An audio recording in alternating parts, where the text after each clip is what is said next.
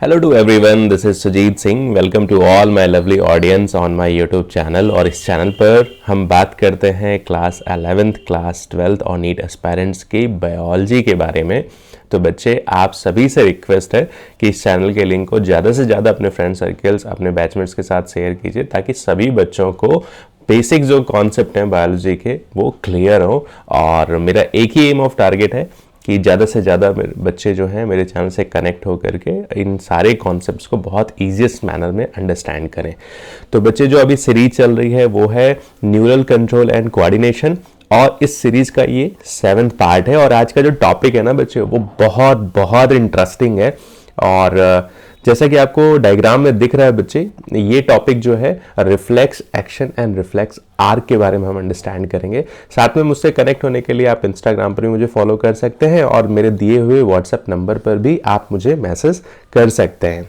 तो चलो स्टार्ट करते हैं आज का टॉपिक। तो बच्चे देखो, आज का जो टॉपिक है ना वो बहुत इंटरेस्टिंग है, जिसको हम बात करते हैं रिफ्लेक्स एक्शन, और साथ में हम अंडरस्टैंड करेंगे रिफ्लेक्स आर्क के बारे में।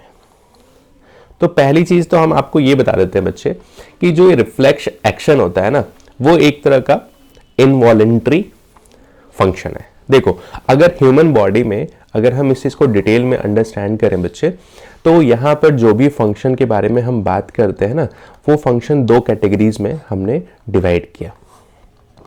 एक को हम बोलते हैं वॉलेंट्री फंक्शन, वॉलेंट्री फंक्शन, और दूसरे को हम बोलते हैं बच्चे इनवॉलेंट्री फंक्शन। ये बहुत सिंपल है बच्चे। वॉलेंट्री फंक्शन वो फंक्शन होते हैं बच्चे जो आपके विल के ऊपर डिपेंडेंट होते हैं। तो ये कैसे होते हैं बच्चे? विल डिपेंडेंट होते हैं, और ये आपके विल पर डिपेंड नहीं होते हैं। तो आप कह सकते हैं does not depend our will. ठीक है, अब देखो, जैसे कि आपको ये हाथ उठाने का मन कर रहा है, तो आपने ये हाथ को मूवमेंट दिया, तो ये कैसा फंक्शन है? वॉलेंट्री फंक्शन है। और सपोज आपका जो ब्रीथिंग है आपके विल के ऊपर डिपेंड नहीं, आप सोते रहते हो ना बच्चे, तो भी आपका जो रेस्पिरेशन का प्रोसेस है ना वो इंटायरली चलता रहता है। ठीक है, अब उसी तरीके से अगर मैं बात करूं कि जो ये रिफ्लेक्स एक्शन है ना, अगर आप कोई भी ऐसे सरफेस को टच करते हो, मीन जब भी बॉडी को स्टिमुलाई मिलता है तो बॉडी क्या करती है? एक रिस्पॉन्स हो करती है। जैसे फॉर एग्जांपल, अगर आपने किसी हॉट सरफेस के ऊपर अपना हाथ गलती से रख दिया, तो आप का जो रिस्पॉन्स है ना वो बहुत तेजी से होता है कि आप हाथ को क्या कर लेते हो? पीछे खींच लेते हो। This is called as reflex action. और वो हॉट सरफेस क्या है? तो वो एक हॉट सरफेस स्टिमुलाई की तरह काम कर रहा है। तो जब भी आप किसी ऐसे ऑब्जेक्ट को जो बहुत ही ज्यादा गर्म, मींस बहुत ज्यादा हॉट है या बहुत ज्यादा कोल्ड है, या वो पॉइंटेड फॉर्म में है, तो वहां से आपकी बॉडी क्या एक रिस्पॉन्स हो करती है बच्चे? एक रिस्पॉन्स जनरेट करती है, और उसी रिस्पॉन्स को आप बोलते हो रिफ्लेक्स एक्शन। किसी भी स्टिमुलाई के प्रेजेंस में आपकी जो बॉडी रिस्पॉन्स हो करती है, that is called as reflex action. तो पहली चीज हमने बात किया इसमें कि जो रिफ्लेक्स एक्शन है बच्चे वो कैसा है? तो इनवॉलेंट्री है। कैसा है? इनवॉलेंट्री फंक्शन है। मींस ये आपके विल के ऊपर डिपेंड नहीं करता है। ठीक है, कि सपोज अगर कोई आपको पिन चुभा रहा है, तो आपका जो विल है वो डिसाइड नहीं करेगा कि हाथ हटाना है कि नहीं हटाना है। आपका जो सेंट्रल नर्वस सिस्टम है बहुत तेजी से क्या करेगा? रिफ्लेक्स एक्शन परफॉर्म करेगा, और आप बहुत तेजी से हाथ को क्या कर लोगे बच्चे? हटा लोगे। ठीक है, तो अगर मैं रिफ्लेक्स एक्शन को डिफाइन करूं, तो पहली चीज तो ये कैसा है? Involuntary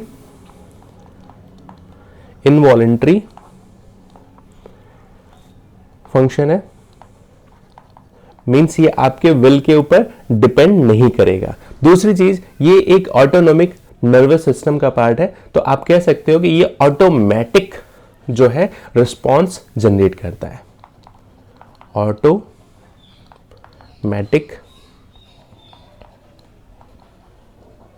response of central nervous system किसके अगेंस्ट में? Against some stimulus. अब ये स्टिमुलस क्या हो सकता है? कोई हॉट सरफेस हो सकता है, कोई कोल्ड सरफेस हो सकता है, या कोई पॉइंटेड सरफेस हो सकता है। बात क्लियर है बच्चे? अब देखो, ये जो रिफ्लेक्स एक्शन जनरेट हुआ ना, इसी के पाथ में जो इंपल्स का ट्रांसमिशन होता है उसी को हम बोलते हैं क्या बच्चे? Reflex arc.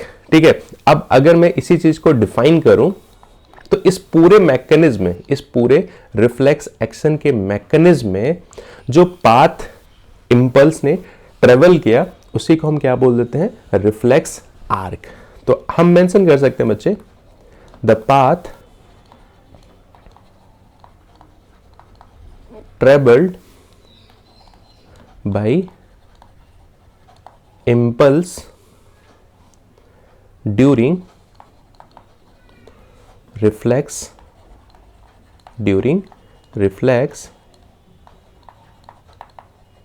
action is called as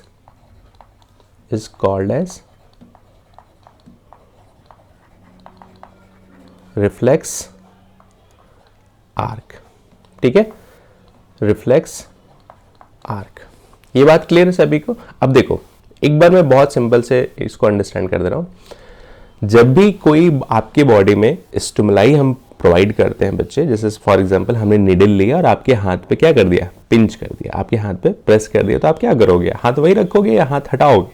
आप बहुत तेजी से हाथ हटाओगे। ठीक है, this is called as reflex action. किसी स्टिमुलस के अगेंस्ट में आपकी बॉडी जो रिस्पॉन्स जनरेट करती है, that is called as reflex action.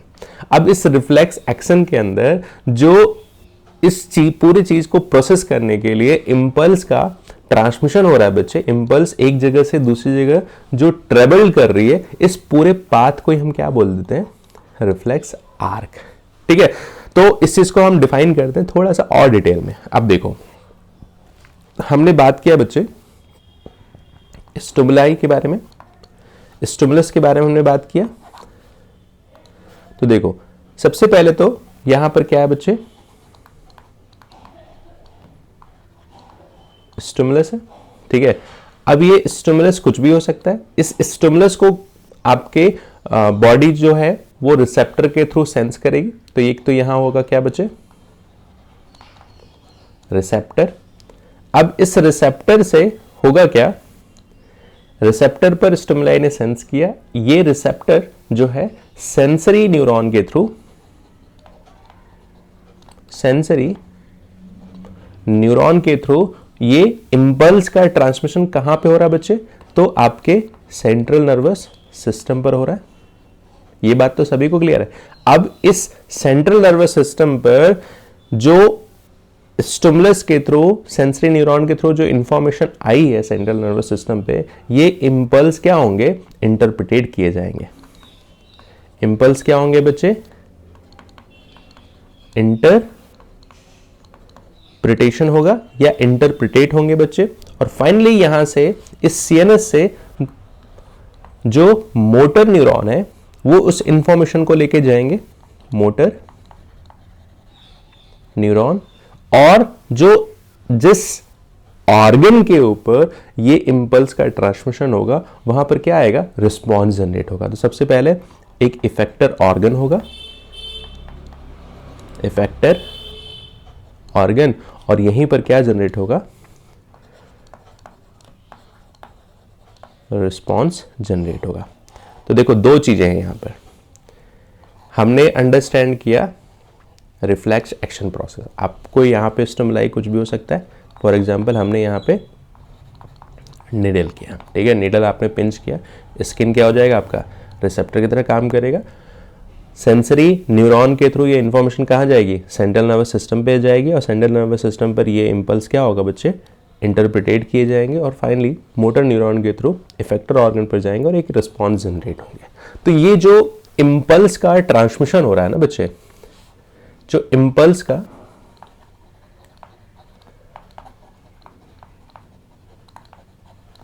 Transmission हो रहा है जो ये इम्पल्स का ट्रांसमिशन का पाथ है ना बच्चे, इसी को हम बोलते हैं क्या, कॉल्ड एज रिफ्लेक्स आर्क। मैं उम्मीद करता हूं कि आपको थोड़ी सी पिक्चर क्लियर होगी बच्चे कि रिफ्लेक्स आर्क क्या है। अब चलो इसी चीज को हम और डिटेल में देखते हैं फिगर के हेल्प से।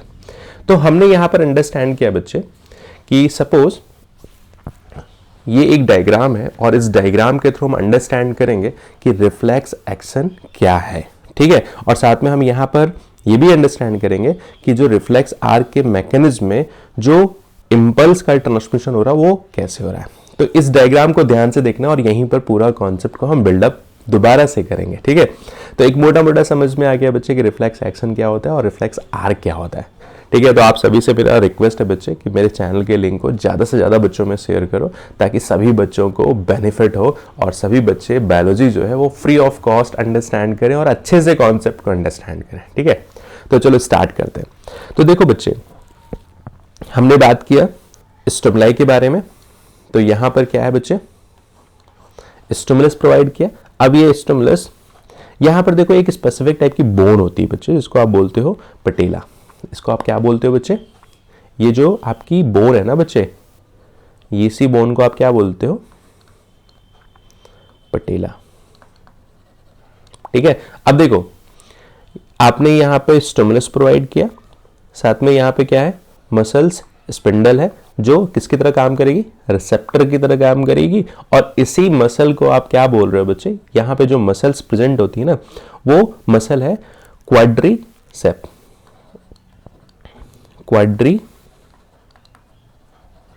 नाम की क्या है बच्चे, मसल है जो किसकी तरह काम करेगी, रिसेप्टर की तरह काम करेगी। ध्यान रखना इस डायग्राम को जो अभी हमने अंडरस्टैंड किया ना, इस डायग्राम को पूरा रिलेट करना इस डायग्राम से, ठीक है। तो स्टिमुलाई देन रिसेप्टर क्वाड्रीसेप नाम की मसल्स है यहाँ पे बच्चे। अब ये जो आपने जैसे ही इंपल्स को पुट डाउन किया यहाँ पर, तो फाइनली क्या हो रहा है बच्चे कि यहां से एफरेंट पाथवे के थ्रू ये इंपल्स कहां जा रहा है, तो आपके सीएनएस पे जा रहा है। ये कहां पे जा रहा है, सेंट्रल नर्वस सिस्टम। अब देखो एफरेंट पाथवे के थ्रू जो इंपल्स का ट्रांसमिशन हो रहा है, इस एफरेंट के अंदर कौन सी न्यूरॉन्स है, तो सेंसरी न्यूरॉन है। ये बात समझ में आया।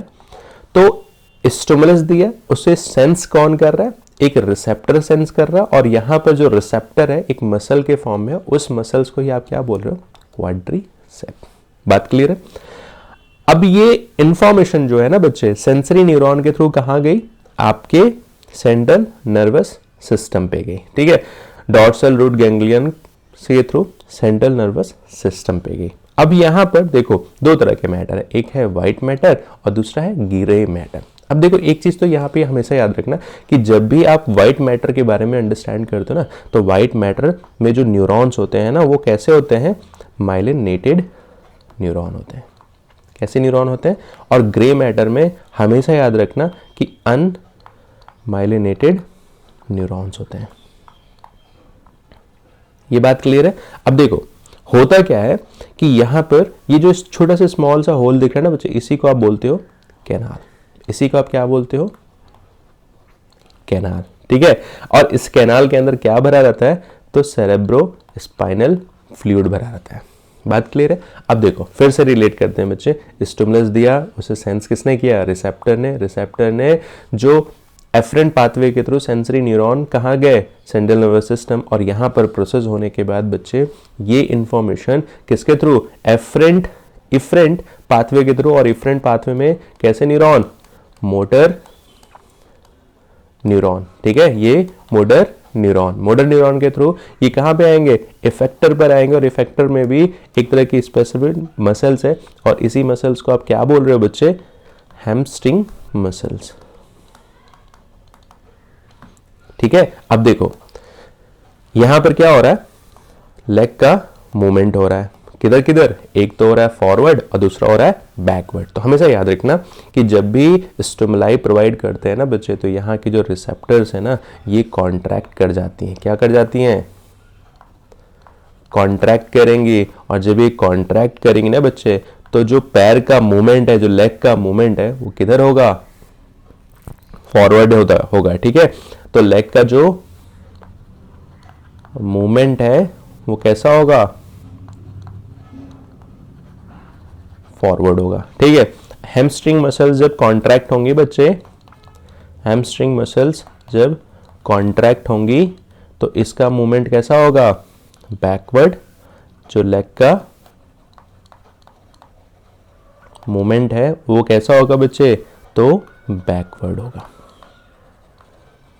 तो बच्चे लेग का मूवमेंट फॉरवर्ड और लेग का मूवमेंट बैकवर्ड होने के लिए कौन रिस्पॉन्सिबल है, तो यहाँ पे जो मसल्स प्रेजेंट हैं जो रिसेप्टर और इफेक्टर की तरह काम कर रही हैं। तो एक बात समझ में आ गया बच्चे, जो इंटायर मैकेनिज्म है this is called as reflex action against the stimuli, और इस इम्पल्स के ट्रांसमिशन के पाथ को ही आप बोलते हो रिफ्लेक्स आर्क, ठीक है। अब देखो क्वेश्चंस कैसे अराइज किए जाते हैं नीट एग्जामिनेशन में, ठीक है।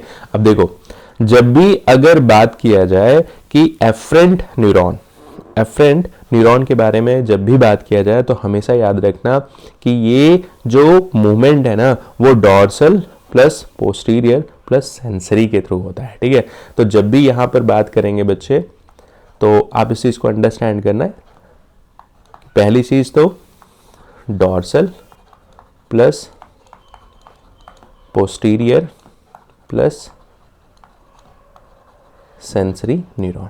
तो एफरेंट में जो पाथ होता है ना बच्चे वो हमेशा DPS शॉर्ट फॉर्म में आप अंडरस्टैंड कर सकते हो कि एफरेंट में आप किसकी बात करते हो, D for dorsal, P for posterior and S for sensory neuron, ठीक है। और अगर मैं बात करूं इफरेंट के अंदर, तो इफरेंट के अंदर बात होती है बच्चे शॉर्ट फॉर्म में हम बोल देते हैं VAM, जिसको आप बोलते हो बच्चे वेंट्रल एंटीरियर साथ में मोटर। ये बात क्लियर है, ये बात क्लियर है सभी को। अब देखो बच्चे इस पूरे मैकेनिज्म को ही आप बोलते हो रिफ्लेक्स एक्शन, और इम्पल्स के ट्रांसमिशन के पाथ को आप बोल देते हो बच्चे क्या, रिफ्लेक्स आर्क। अब यहाँ पर दो एग्जाम्पल आप अंडरस्टैंड करना, नी जर्क और कंडीशनल रिफ्लेक्स। तो नी जर्क जो रिफ्लेक्स है ना बच्चे, नी जर्क जो रिफ्लेक्स है वो मोनोसाइनेप्टिक रिफ्लेक्स है। मीन्स अगर आप इस चीज़ को थोड़ा सा अंडरस्टैंड करो और एग्जाम्पल फॉर्म में, तो यहाँ पर अगर हम बात करते हैं नीजर, तो हमेशा याद रखना कि ये कैसा रिफ्लेक्स है, मोनो साइनेप्टिक रिफ्लेक्स है।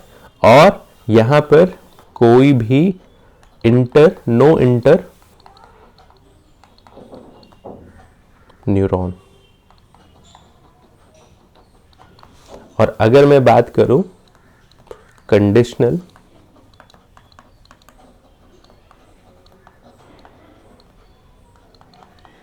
रिफ्लेक्स की, तो ये जो है रिफ्लेक्स बच्चे कैसा है, पहली चीज तो लाइफ टाइम रहेगा और साथ में अनकंडीशनल रिफ्लेक्स को भी हम अंडरस्टैंड करते हैं, ठीक है। तो ये क्या है, एक तरह के एग्जाम्पल्स हैं जिसको आप रिकॉल करना बच्चे, और इस चीज़ को देखने के बाद, इस वीडियो को देखने के बाद एटलीस्ट अपनी एक NCERT को एक बार ज़रूर रीड करना, और साथ में साथ इसके बाद का जो टॉपिक है ना बच्चे उसको हम अंडरस्टैंड करते हैं।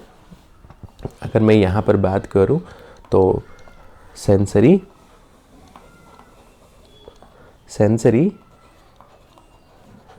रिसेप्शन एंड उनकी प्रोसेसिंग। अब देखो सेंसरी ऑर्गन की अगर आप बात करो, सेंसरी रिसेप्शन में आप किसकी बात करते हो बच्चे, सेंसरी ऑर्गन। तो फॉर एग्जांपल अगर मैं यहाँ पे बात करूँ कि सेंसरी ऑर्गन जो है अगर आप विजन के टाइम में आप यूज़ कर रहे हो तो वहाँ पर आप बात करोगे आई, और अगर आप हियरिंग के पर्पज से यूज़ कर रहे हो तो वहाँ पर आप बात करोगे ईयर। इन्हीं चीज़ों को अब डिटेल्स में हम देखेंगे कि जो ह्यूमन आई है उनका कंपोनेंट कौन कौन से, मीन्स ह्यूमन आई जो है वो कंसिस्ट किन किन चीज़ों से बनी है बच्चे, और साथ में ईयर के फंक्शन को भी हम बात करेंगे। तो सेंसरी रिसेप्शन एंड प्रोसेसिंग को हम नेक्स्ट वीडियो लेक्चर में अंडरस्टैंड करेंगे। तो बच्चे, आप सभी से मेरा रिक्वेस्ट है कि इस चैनल के लिंक को ज़्यादा से ज़्यादा लोगों में शेयर करो ताकि सभी का बेनिफिट हो। Thank you very much.